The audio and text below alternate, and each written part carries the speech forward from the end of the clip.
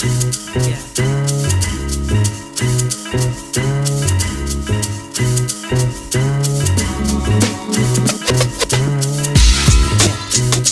promenade, the people walking, the people talking, facade. You made an amazing point, and it's, I think, something that's been a strong theme throughout the campaign. I think the next question that we kind of wanted to go into was your thoughts on what would be feasible in the realm of global governance for regulation and policy in the development world. So I think you kind of touched on part of it, but... Yeah, so it's funny, well, it's not funny, but I think in recent months, there's definitely been progressive and welcome discussions about tackling ethnic disparities within our criminal justice system and even within policing as well. And I think a lot of these discussions are well-intentioned, and I think people mean good, but I don't know how achievable it is within our current legislative framework. So as you're aware, it's the 50th anniversary of the Misuse of Drugs Act. And I feel it's within this act's DNA to perpetuate those outcomes that we were discussing and that we're seeing, particularly for Black people. So I think that prohibition is serving its purpose, but the critical mass is moving. So pre-mayoral election this year, the mayor said that he wants to set up a commission to look at decriminalizing cannabis. Her Majesty's Inspectorate for Constabulary said that now's the time to have an evidence-based national debate on the use of stop and search in policing of controlled drugs. And dare I say, even the CRED report made recommendations around diversion schemes for low-level Class B drug possession offences. And we actually have diversion schemes in England and Wales, but it is a postcode lottery. It's not available in all police forces. It's not something that's coordinated centrally. I think that legalization and decriminalization of cannabis would be a welcomed first step. But I think it's important that we consider how we are gonna be inclusive and mindful of those who have been disproportionately impacted by prohibition, and ensuring that they're not left behind, and in not putting capitalistic interests at the forefront, but for the government to actually ask themselves, you know, how are we not doing to communities, but we're doing with communities? So how are we co-producing solutions, whether that's through roundtables, consultations, you know, how are we providing opportunities for these groups of people who have been on the sharp end of these powers, and how do we remedy some of the harm that's been inflicted on these groups? Yeah. So I think there's some discussion that's happening, but I don't want it to be lip service. I think there's often some government bodies want to be seen as doing rather than actually implementing things. And, you know, we've had reviews, there is evidence to say that our current approach isn't working. So now's the time. You know, we've had 50 years of failure. Let's not repeat that. Move on to the next question. So I think the next question was, what do you think is the biggest barrier to drug policy reform? I think you've, again, kind of touched on this before as well. Yeah. So I think the biggest barrier to drug policy reform is, I think there's a level of resistance from political leaders to be accepting of the evidence, and the evidence base just keeps growing. And I think what they do is use a certain group of people as a scapegoat to then ignore the evidence.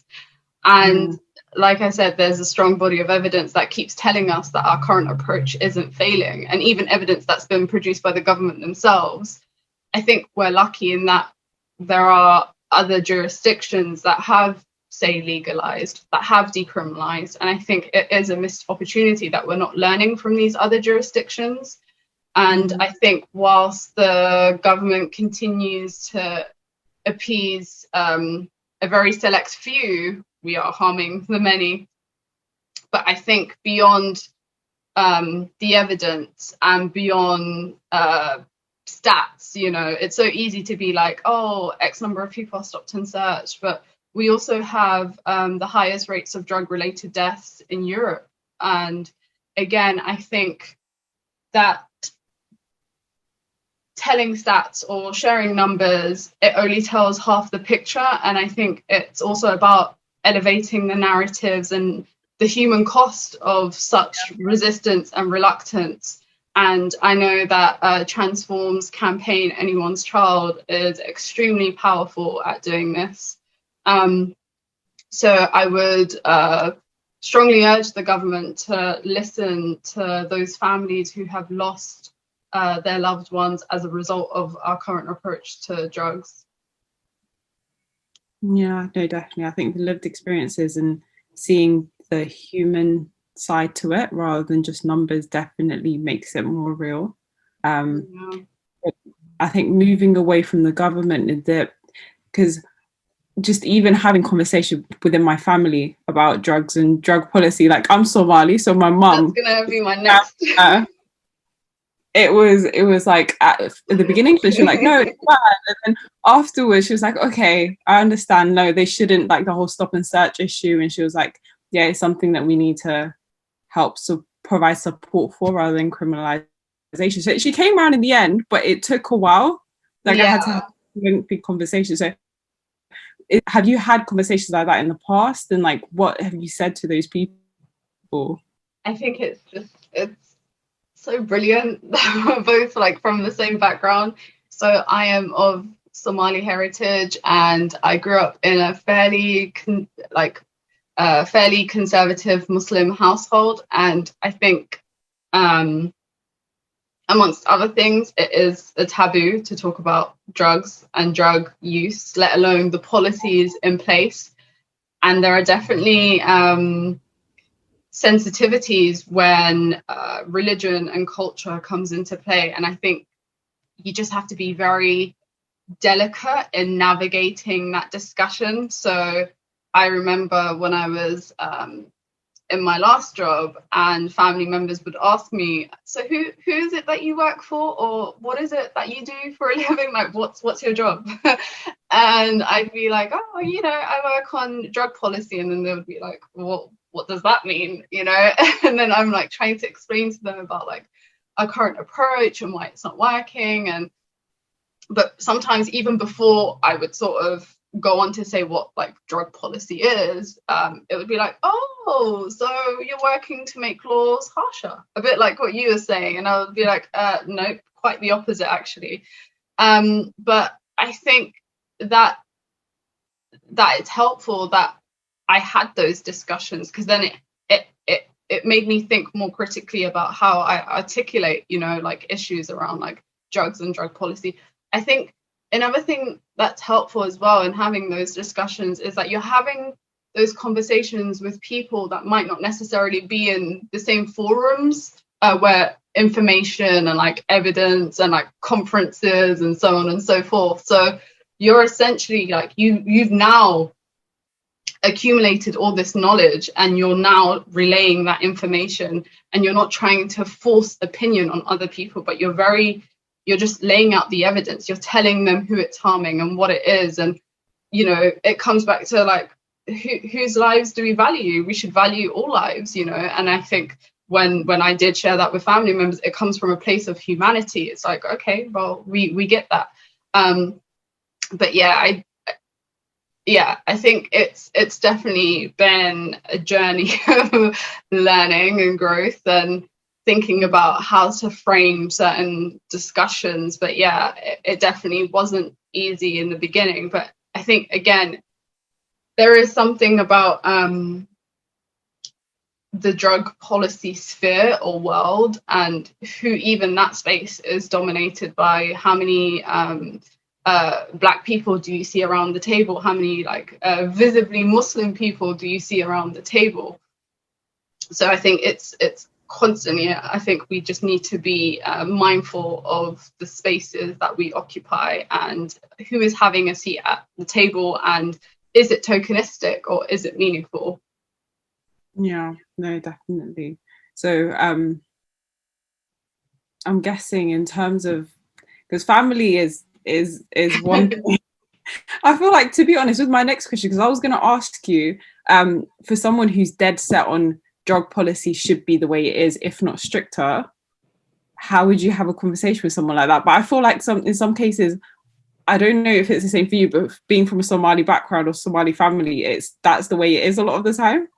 But yeah, it is. But I think if we just look at it, just we're people before anything else. You know, we're humans, and it is about humanity. And our current approach is all about like criminalizing and enforcement. And I think if we just like frame that discussion around, oh, like, do we believe that these people should have treatment before enforcement or before anything else? You know, do we think that they should have treatment that's tailored to their needs and that shouldn't be tied to a criminal justice outcome? So if you don't attend this, then you're going to be in prison or you're going to get a sanction.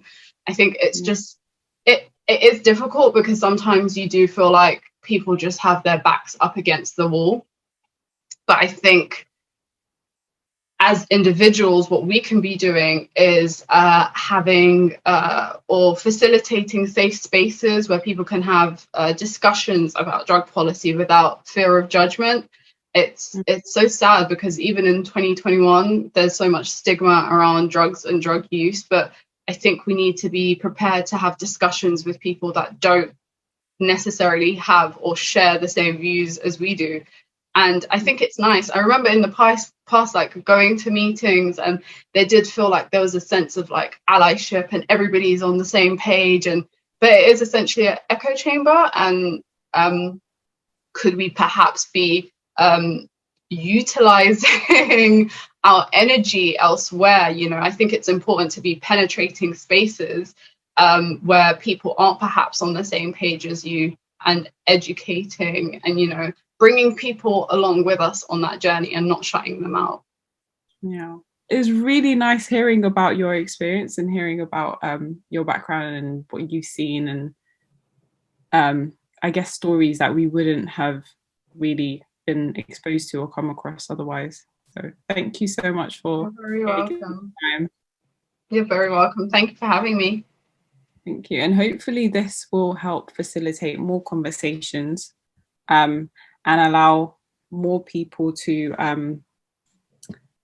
I guess, hopefully look at drug policy and drug reform from a harm reduction lens rather than a criminalization. Up to you.